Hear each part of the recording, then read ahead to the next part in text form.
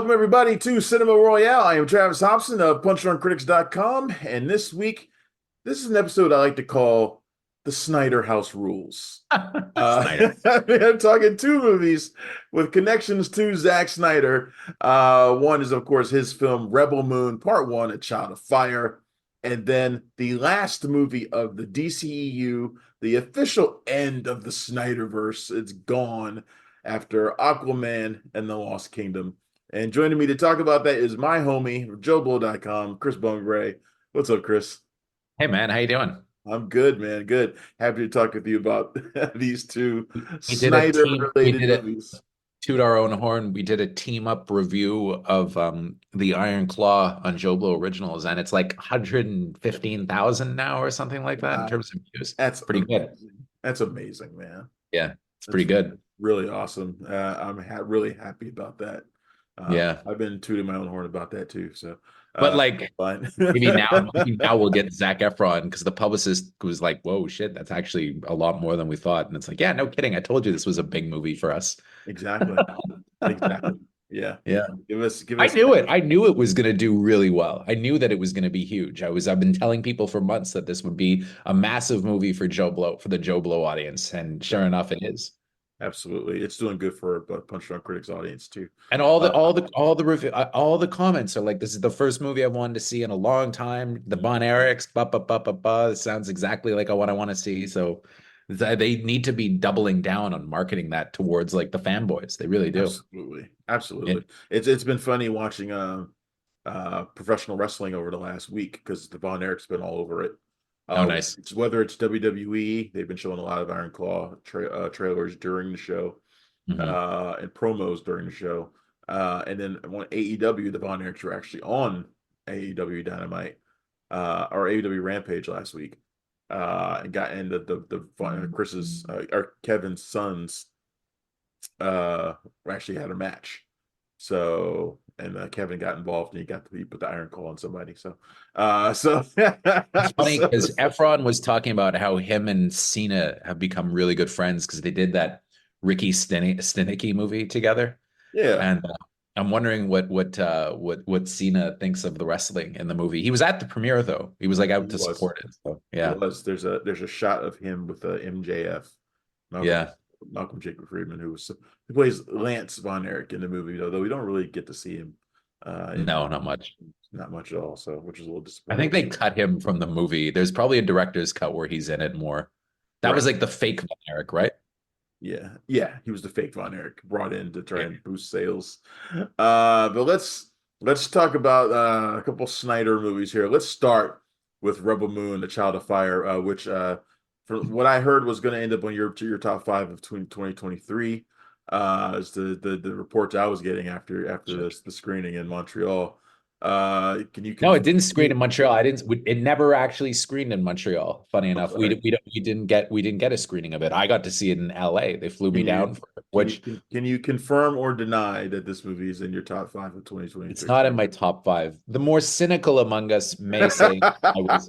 The more cynical among us, such as you, may say that I was somewhat influenced by my trip to San I would Dimas. never suggest that a Uh, veteran film critic like you could be seduced in such a way. yes, but no, I mean, it's funny because so when I saw it, okay, I saw it in a bubble, which a lot of people don't see these movies in. Okay. So when you saw it, the word was already out, right? People had really given it kind of a negative review.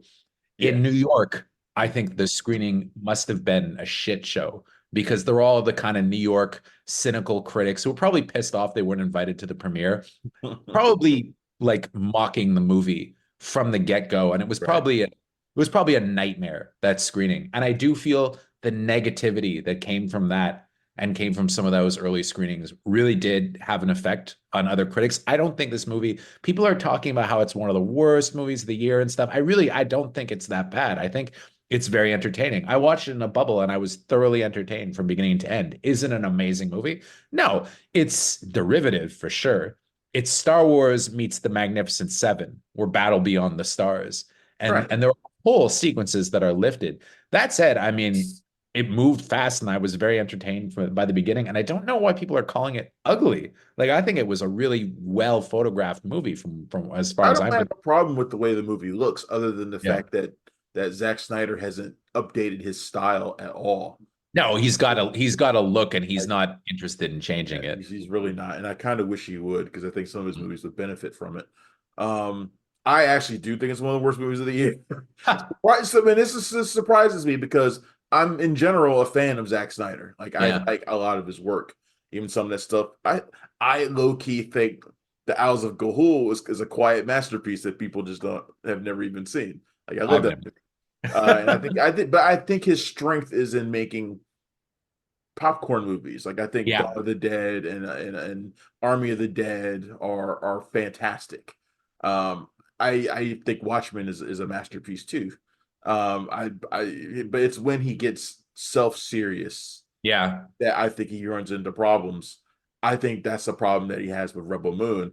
I think because for people who don't know, Rebel Moon started out as a pitch to Lucasfilm to be a Star Wars movie influenced by Akira Kurosawa's Seven Samurai. It takes a lot of influences, but mainly from that, I think. Well, And and I think also just I think more the Magnificent Seven remake from 1960 than even the Seven Samurai, because the there basic are plot whole line characters of that kind of the walk out basic of that plot movie. line of recruiting strangers to help a town, a village in need is the basic plot line. It's the first time I've seen that plot line used where I didn't like the movie. Like I love Mm. that story, Yeah. but I feel like when the movie got rejected and Lucasfilm turned it down, that Snyder basically just used everything exactly the same and just changed the names.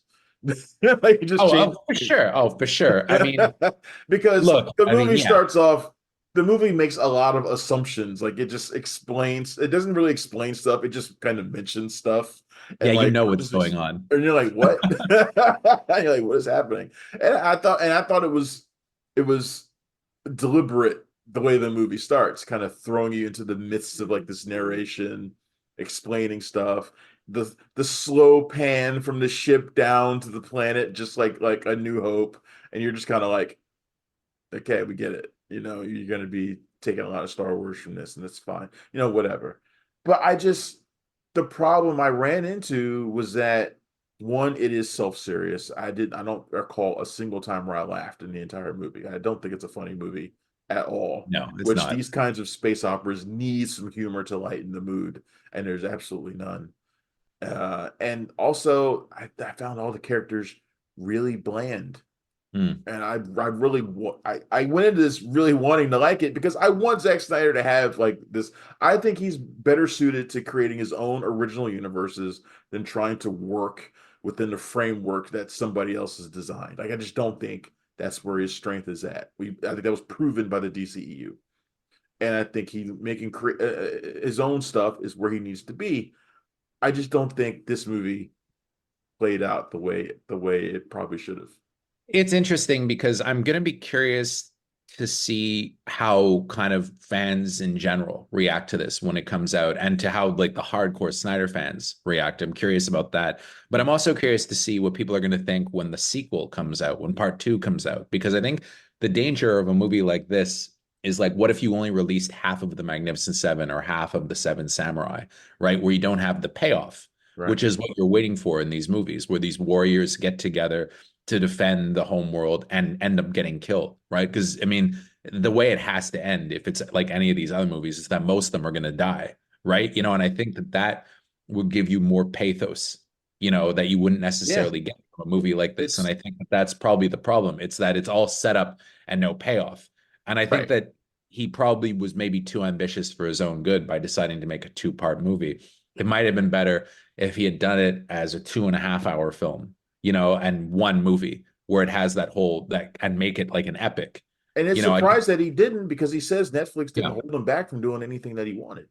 So I'm surprised that he didn't make that Well, decision. he makes Oh yeah. long movies though. That's his style. That's what he wanted to do, right? I mean, he, you know, he We know wanted there's an Justice League, R-rated extended cut that's coming. which is like 3 hours, you know, and that's one part. Like there's a 6 hour version of these two movies together, I'm sure. That's You fucking know, miserable.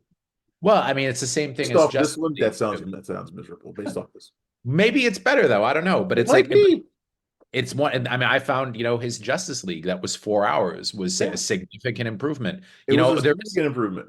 Absolutely There was. was something about Snyder's movies, though, I have to say, where I do find I get myself kind of caught up in them, right? Which I don't necessarily do in a lot of other directors' movies. I think because he does stuff, people say his movies are dumb, but I would prefer to say that they're direct, right? They're very direct and they're very basic, and I Nuance think, isn't Zack Snyder's strength, nor is it the no, strength of the writers that he runs with, like Shea I, Hatton and Kurt Johnstad. These are the yeah, guys who like gave you 300. Like, there's not a lot of nuance I don't to think you the need stuff that they that write, and though. there's nothing wrong with that. It's just I think it doesn't work when you're trying to make a grand sort of sweeping movie like this. It doesn't always work. He makes kind of old-fashioned, simple good versus evil stories, and it's one of those things like the characters are very coded, in this movie. Like it's very easy to, the guy who's going to betray them, it's pretty simple to figure out who it's going to be, like right from the beginning. If you don't know, you're a fucking idiot. Like I'm Right. just okay, I may be going a little too far. But seriously, like it is kind it's kind it's I mean, it's so, but then, it's funny because you look at something like A New Hope and you wonder how that would fare if it came out now. Like I could see kind of the snooty critics in New York It would get hammered because trashing. a lot of the problems that are in this movie are in A New Hope also, Yeah, just exactly. They would trash with it, much more charming characters and more interesting story attached to them. I don't know. I just feel like people are very cynical about these types of movies nowadays. And I don't think this is the case for you, but I think that a lot of other critics out there went in with an axe to grind against Snyder because they just don't like him. And I think that he really kind of provokes that in a lot of people, and Absolutely. to me, like it's weird because when I was at the premiere at LA and it was going around afterwards, and I was asking people what they thought. It seemed like everybody really enjoyed it, right? But then you see the reviews the next morning, and it's like, oh, everybody fucking hated it. And it's because I feel like people get caught up in this wave and they decide to go, and nobody wants to go against the grain to some extent, and I'm not saying that that's the case for you because I don't think it is Yeah. because I've seen Well, I you mean, go and against to the be grain in other fair, ways. Snyder makes it difficult to champion his movies sometimes. Like, Well, even if you sure. want to like this movie, and like I said, I went into it wanting to like it, when so much of it is so obviously cribbed from other things, and the Yeah. characters are just so flat, and like they're all just kind of cool, like that's like that's like their basic thing. Like they don't really have much else to them personality wise. He makes it very difficult to champion his movies, even if you want to, But you you know. see, I think Tough. though that the things that I liked about it though was that I found that the characters, particularly Sofia Boutella's character, are physically vulnerable. When they get into a fight, she's not just going to dominate the villain. You know that there's going to be more of a back and forth and it's going to be more exciting. And I found that the action scenes, even though they rely way too much on slow motion, which is a Zack Snyder trope, I found them for the most part, I didn't know necessarily how they were going to end.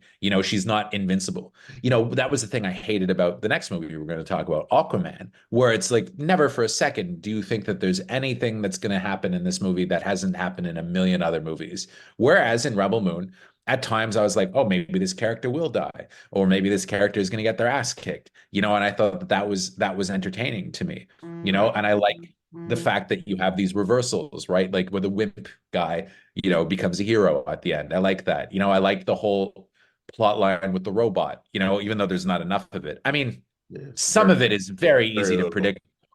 I mean, some of it is very easy to predict, like, the long lost princess that everybody's talking about. Gee, I wonder who it could be. Like it's like if you don't know, you haven't seen a movie before. Like it's kind of. I was talking about that with Sharonda at the Yeah, party, and she's like, Jesus. our colleague Sharonda Williams of Can they make it any more obvious who the long lost princess is? Like, yeah, yeah. He's so clearly just trying to make his Star Wars here, you know. of course he is, I and know, and it but was fine. And I like. Zack Snyder, but we go to see his if Zack Snyder's going to do this sort of thing, I think we want to see. I really would like to see him try to make a truly original piece of work, and it just I didn't. like though I kind of, I also have a soft spot for ripoff movies though. So I guess that's why also I didn't mind it. Like I like the Star Wars ripoffs that came out in the late 70s and early 80s. There's a pretty blatant Star Wars ripoff in Aquaman that we could talk about too that I happened. mean, oh, obviously, but it's just, but I like those cheesy Star Wars ripoffs though, like the Black Hole and Battle Beyond the Stars, or even fucking the Bond movie, Moonraker. Like he goes, it's Star Wars at the end of the film. Like it really is, and I kind of like that. Yeah, yeah. I just, like I said before, this movie didn't feel like it was. This movie felt really bland and derivative for me, and I really I'm wanted. very curious to And I see how got this bored one at certain event. points too. I got bored at certain points too. It's just, it felt kind of sluggish also. Wow, it's funny. So, It wasn't. I mean, I wasn't bored at all. I was really. I was tired and grumpy when I went well, I into it mean, too. I was you jet had that. lagged, No, energized. you had that Netflix per diem in your pocket. You were Yeah, like, you sure. know what, I got this. I just. Doesn't go far at the Four Seasons though. I think I had one drink and that was about it. Then you probably had one of their little flunkies sitting right next to you, as you're watching it, like, oh, you like Eh? the movie? Huh? Eh? Yeah. Eh?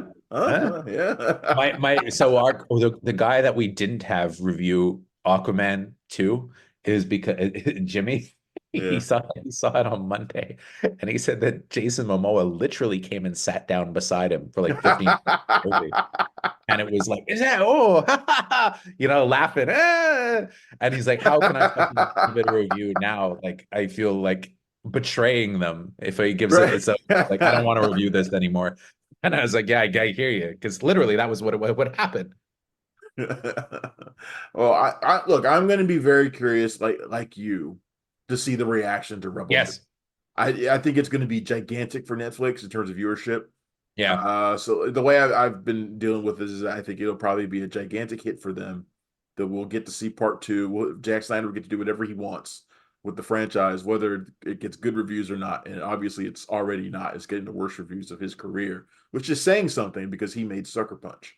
Yeah. So which is historically atrocious in terms of like critical reviews.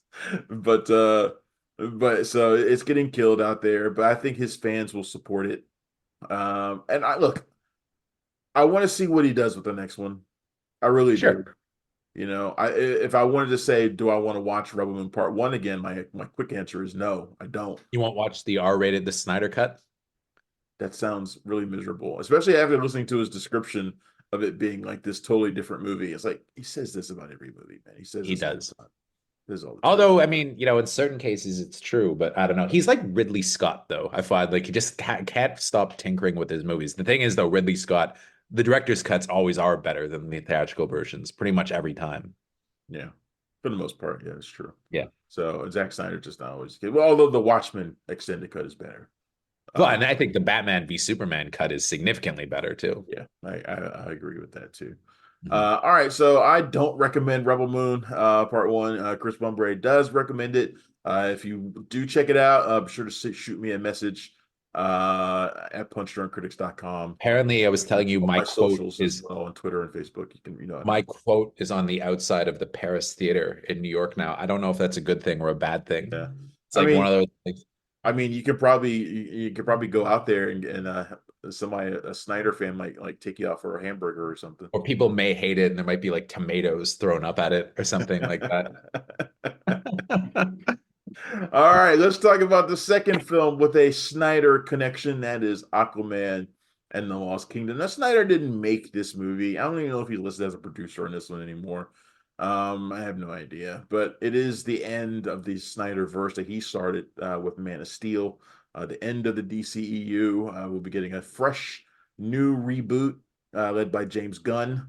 Will we? I don't know though. It's one of those things. Like I'm kind of wondering if this is actually ever going to happen. Like he's kind of, he's. I think at most we're going to get one movie, and that'll probably be it. I I really don't mean, think. I don't want to turn to a full discussion of what our expectations are of the DCU, because I'm like I've said before that if Superman Legacy fails, the whole thing's over before it Yeah, starts. it is, So and I mean, I was talking about Aquaman. I was writing my review. There have been three different regimes at Warner Brothers throughout the production of this movie. Yep. And three times things have completely changed. Yep. And this went from being a franchise, like a tentpole franchise launcher, to Last the movie end made over a of the billion saga. dollars. Yeah, like it's one of those things. This shouldn't be as controversial as it's being. I didn't like it at all, but I don't think it has anything to do with Juan as a director. I I agree. think he got shackled. I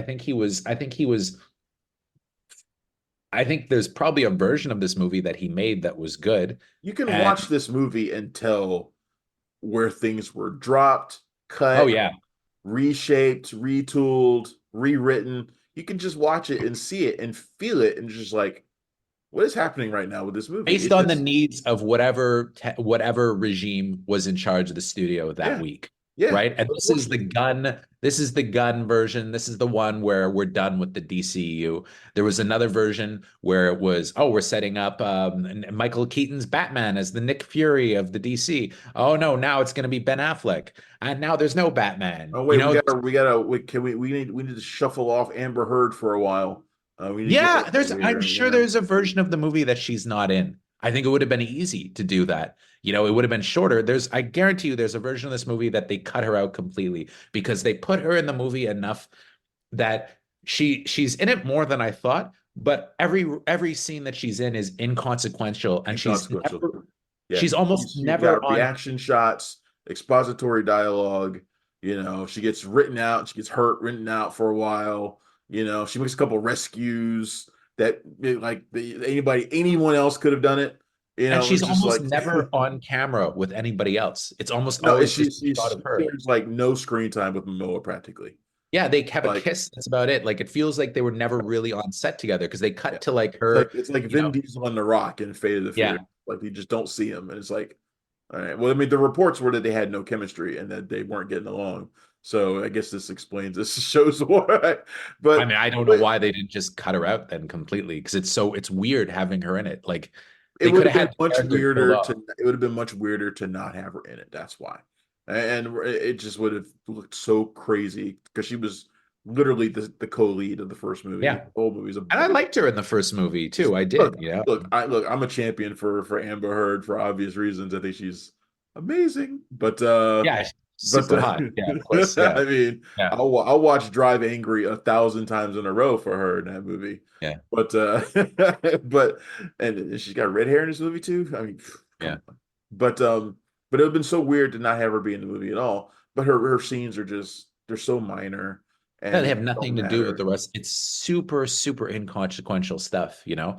And there was a lot missing from this, though, that one in the last movie, he made exactly the kind of cheesy, fun movie that you expect, and it just like random shit, like, And it felt they're so different from the DCU, which was really grim and kind of somber and morose for so long. Aquaman felt like, whoa, this actually is really kind of fun.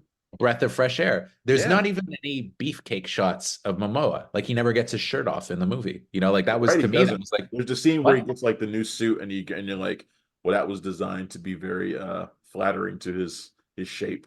Yeah, But but you that's never it. actually see him shirtless Yeah, though. Like it's kind of, yeah, that I think you need those beefcake shots in a movie like this though. You get it from yeah. Patrick Wilson, you don't get it from him, Right. and it's kind of, but that's it though. Like everything is just so safe and Maybe they they're do trying the to say because he's a father that he has a dad bod now, so he doesn't show it off. the thing that I hate also about these superhero movies now is I hate the little catching up with Aquaman voiceover where he's like, "Whoa, things really have changed in the last couple of years." They do this in every movie now. Like Beginning of the beginning Ant-Man, of Aquaman: The Lost Kingdom reminded me of like a Mark Wahlberg like family comedy. but they Like it do was that like in really every movie silly. now, though. Dude, they do it. They did it in Ant-Man and the Wasp: Quantumania. They did it in Thor: Love and Thunder. They do it. They do it in The Flash. They do it in Shazam. It's always this kind of like, oh, catching up with me when the family comedy, like, ha ha ha. Yeah, Like it's fun being a superhero, and then it's just so unoriginal and so yeah, by the it really nose. is. It really is. And Like I the wonder funny thing how is they often. did all that, and there's like no connection to anything that he's ever done before this. Like there's no mention of the Justice League. He's been out in the public. Yeah. No, and it's like there's no connection to any of it. It's Yeah, like they know who he is already, and it's this weird thing where it's like nobody knows who he is again, and it's right. just That's why it was weird.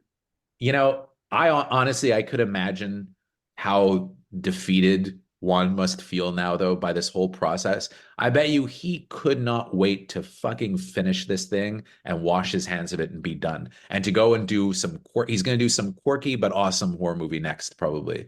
You know, I it's if I feel like this was for him like doing the Fast and Furious movies. Like, they wanted him back for Fate of the Furious, and they wanted him back for every movie they wanted to go back to him, and he's like, fuck it, no, it's awful, it's soul crushing. Yeah, Why am I going to deal with Vin Diesel? yeah, And I'll bet it was a similar experience.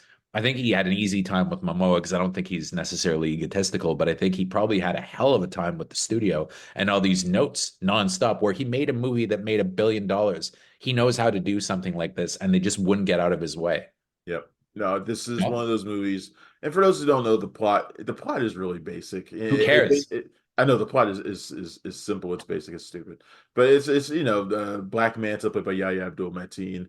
Uh, Who sucks this time? He was so cool in the last movie, but then yeah, they gave him the worst dialogue, and it's like, man, you stole his throne and his woman? Damn. I Like, that know. was so And lame. that I don't know who wrote that scene, but it felt like a scene that was brought in from another movie by a different writer Oh, and he because the was character's so incredibly different, like the rest of the way. It's like who wrote that part? It's and like he was somebody. so cool in the It's like first a movie. writer from What's Happening came over and like wrote Yeah. and like sat in for the writer for during lunch break and like And wrote that in I there feel and like he nobody must have saw been like, am I supposed to read this shit? Like, it's kind of like, and he was so cool in the first movie. Like, that was such a star-making role for him, right? Yeah, And now it's like the guy, poor fucking guy. Randall Parks, his comedy he's was awful so packed on. in this. Uh, Yeah, he's awful in this. Nicole Uh, Kidman looked like she was there for a day to collect the Nicole paycheck. Kidman looked like she didn't know what she was doing there, I and she love that didn't. she's playing Patrick Wilson's mom. They're like about a year or two age apart in age. They look at this like brother and sister. It's so speaking of that, I took a friend to go see this is totally off subject, but I took a friend to go see It's a Wonderful Life. She had never seen it before. Yeah. And so we, we watched it and I was like in the beginning, I was like, just track how old Jimmy Stewart is, like, and the people and how old he is compared to the people around him. Like he's Yeah. hanging out with all these people, all these kids that are like half his age, and they're trying to convince us like he's just about to go to college. And A I'm like, sock hop that dude is 40. It's like, that dude's like 40, got with wrinkles his and like shit. with his like Letterman sweater and stuff like that. Yeah, we're at the sock hop. Gosh, let's Right. take Robbie out for a spin. And it's like yeah, the worst ever movie for that though with Jimmy Stewart is The Man Who Shot Liberty Valance. Yes. He plays this law school student who's in the West for the first time at like 53. Right. And he looks like he's a guy who smoked and drank and killed people in World War II. He's weathered. He looks Right. old. He looks like he's in his 60s. And it's like, wow, just out of law school. Gee whiz. Exactly. Exactly. So bad. I recommend like, anybody, what the you've never actually sat down and watched It's a Wonderful Life all the way through, just do it. It's Oh, so it's great. I mean, it's great. It is look, great. it's Yeah. still a great Yeah, movie, of but it's course. Yeah. also really unintentionally funny. Like Of course. Yeah. We can it's look at it. We can super laugh funny. at it. We can laugh at it, but it's also, it's a classic for a reason too. Like it works, it Yeah. does its job on you, and I'm sure it was very provocative for the 40s. I mean, it's also, 70 years later, things are a little different, but it's just the It's theme still resonates though. poor spinster Mary is just so funny. Oh, Anyway. at like 29. This unfuckable hag. I know. She got Never gonna trench get coat, missed her chance to get married at 19, so now she's doomed. trench coat and glasses and works at a library. It's like, Yeah, Jesus Christ. Like make It's Donna like, Reed look like she's 70 years old over here. yeah, and she's supposed to be like by the timeline, she's be like 28, I like know. it's already My, 5 kids. my friend, she burst out laughing at at an old maid Mary. I always found though that Pottersville looked a lot more fun than Bedford Falls, though. I think I'd rather live in Pottersville. It looked a lot more fun. Yeah, you're in the jazz bar, the guy's playing jazz, smoking the cigar. Beep, beep, beep, beep. Yeah. It's like they're having a great time. Like this looks like a fun place. Bedford Yeah, Falls. Jeez. yeah. The least wholesome version was much better. But Yeah. anyway, hey, look, the sad thing about this is, despite all the obvious problems, Aquaman and the Lost Kingdom still manages to be fairly entertaining. Like, I still had a pretty decent ride with it. I found it was see like this is the one that I was really bored watching. Like This is the I one that had I'm like, mainly because of Momoa, because he seemed like he was having so much fun. He's snarling and laughing and just having a big old time. And that to me it was was a long haul for me. I found it really difficult to kind of sit through it. And by the time it was over, I wanted to leave. Like it was I was just kind of I you're don't know. like, I was just take me home where I can watch some more Rebel Moon. You know, the thing about it, it was I kept thinking when I saw the first Aquaman, I was having a bad day when I saw it originally. I was having a really bad day. There was like somebody in my family was terminally ill. I was very stressed out. It was Christmas time. I Yeah. had a bunch of shit. I had a huge fight with my partner at the time. I was a very stressed out day. And I remember I went to go see it with my partner at the time, and the movie came on and we both started laughing and we both had a great time. And eventually, you know, we felt like shit when we went in and we felt great by the time it was over because it was just this boost of energy and it was fun, right? And I probably went in similarly to this. Like again, I went in yesterday. It's been a rough holiday. I'm not having the best time, but I went in kind of expecting, you know, maybe this will do the trick like it did last time and kind of bring me around. And not for a second. It just didn't work. You know, like It there are other movies that can do that, and this just didn't do should it, have you gone to know? see Wonka. You know, Wonka would do it. Wonka would do the Wonka could trick, do you it, right? know? Or like, you know, the one that kind of really made me, you know, think about things the other day was Origin, funny enough. You know, like that was kind of what made me a little more introspective in a good way. You know, and it was like things like that. Like there are movies that'll have some kind of power over you, and they don't always have to be like high and heavy movies. Yes. You know, like the first Aquaman was kind of did Yeah. the trick, you know, and Wonka does Movies the about trick too. oppression make you happy. I get it. I get it. Yeah, You don't have yeah, to but it explain was it to like me. You there don't have was to stuff in explain it to me. I there. get it, man. You like the stories about, people from around the globe being being oppressed and bathed in shit and all sorts of stuff. You like that kind of story and it made you feel better. I get it, man. It's cool. You liked Origin as well. I did like Origin, but I liked I'm I liked saying it made I me like feel the theme great. of this woman kind of my thing about Origin, the thing that I found touching about the film was I liked the theme of this woman who's suffering these horrible personal tragedies, being able to go and do this kind of provocative, edgy work. I thought that that was great. You know, that you're able to put things aside, but you also have to grapple with things that are happening in your personal life at the same time. And these things are not always easy to separate. I thought that was the thing that I really liked about the movie. Nice impromptu review of Origin from Chris Yeah. Mumbrey. I'll be as soon as this little thing is over, I'll be shooting another episode where I talk about Origin with our friend Jamie Broadnax of Black Girl Nerds. You're not invited to that. No white people. Aren't I the most So qualified person to talk about a film on race? no, we're talking about Origin and The Color Purple. You're not invited to this I'm episode. not invited to that one. Oh. You're not invited at all to that show. I bet a lot of Uh, people got annoyed when I was doing the American fiction reviews. Like, who the fuck is this guy? When I was doing the junket.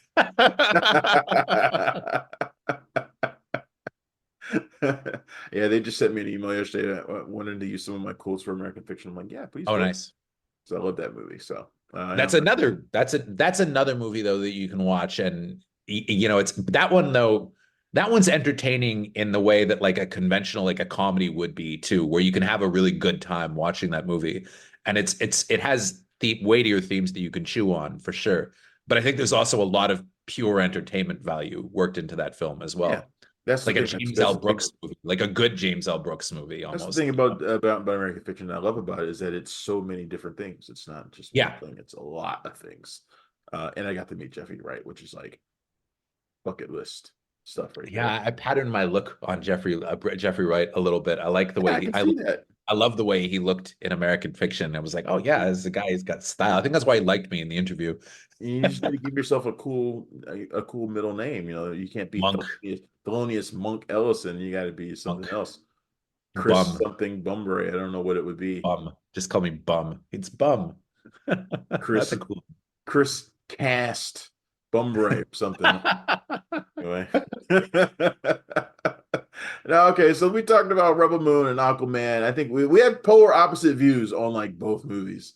Whereas you recommend Rebel Moon, whereas I don't. Well, I think you and I though can share the notion though that if anybody's going to go see like a big movie that's opening on a lot of screens this weekend, go see the Iron Claw. Like that's the one to Yeah, go to. That's the one. go see that. Go see the Iron Claw if you're really aching to see something big on the big screen. Go see that.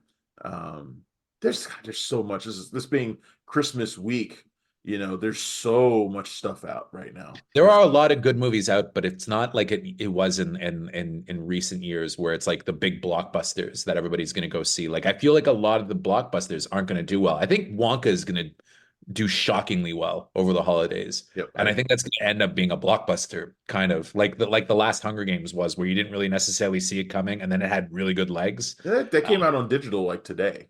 Yeah, which is weird because it's still making It's money still in making money in theaters, which and I was I always surprised when find I it turned on my strange to do TV and that. saw it, and I was like, "What?" I always find it weird that they do that, but like But Wonka, I it think, isn't really for some of the bigger films. It hasn't really hurt them. Like yeah, Barbie was in theaters and digital for ages, and it just kept making money. It didn't matter. yeah, it's true. Kind of Mario was like that too. It just didn't hurt them. Yeah. Oh God. So I think that's what they're So much thinking of. money. Yeah, But it no. but there are a lot of good movies out. I think you just need to look for them a little bit more than you maybe haven't in recent years. Like American Fiction, Color Purple is a really good. Iron Claw is amazing. You know, Migration. I'm not even on my radar. I'm on my I way saw to it. see It's fine. anyone but you though. I'm literally going to see that as soon as we're done. Yeah, Cortland watched that for us last night. They didn't Oh yeah. screen it for us here in DC. It's getting very bad reviews. Yeah, she said she did not like it at all. It's too bad because that guy Will Gluck, Easy A is a great movie. Will Gluck is usually pretty reliable. I mean, didn't he do Yeah. one of the uh Jesus Christ. Friends with Benefits or one of Yes, them. he did one of those movies. He did one of And them. he did Fired Up too, the movie with the 30-year-old cheerleaders, which I kind of liked. I like Fired Up. He also did Annie, Oh, Annie, yeah. the Annie one with Kaban Wallace from Forgot Beast about of that one. Wild. Yeah, I haven't seen her in ages. I don't know where she's at now. It's I'm probably I'm sure she's in something, and she's gotten older. that's a while ago though. That's at least like 10 years ago, probably, or something, more. Wasn't she in 12 Years a Slave? Even that though would have been a long time ago. That's like No, it 10, still that would was have been a long time 10 ago, years. but Yeah. yeah. She was in no, well, Beast of the Southern Wild was where she started, but she was in something else too though. Wasn't she in A Wrinkle in Time? No, that was Storm Reed or That's Storm Reed. yeah. Anyway. Wrinkle in Time is not a good movie. I feel No. that's like the one Ava DuVernay thing where you're like, what? Yeah, why did you do this? Right. Anyway, this has been Cinema Royale. That is my homie Chris Bumbray. You can find him at joeblow.com, where I don't know if you heard or not, where our Iron Claw review has over 115,000 reviews. Just 150,000. And climbing too. Like it might go up to like 200K, 250 because the movie's just coming out and it keeps going up. Like it was one of those things. I want a Low bonus build. 200K. I want a bonus if it hits 200K. You'd be shocked at how little money some of these make. As someone who does this stuff too, I would not be shocked. Yeah. Anyway, But it drives engagement. So the boss is happy. So it drives engagement. that is good. That is Yeah. good. The boss is happy, then we're happy. Yeah. You can find him every day at joebull.com. You can find me, Travis Hobson, every day at punchdrunkcritics.com. And thank you for tuning in to Cinema Royale. We'll actually be back very soon with another episode. So check that out as well. We'll see you later. Bye. Thanks for checking out the show.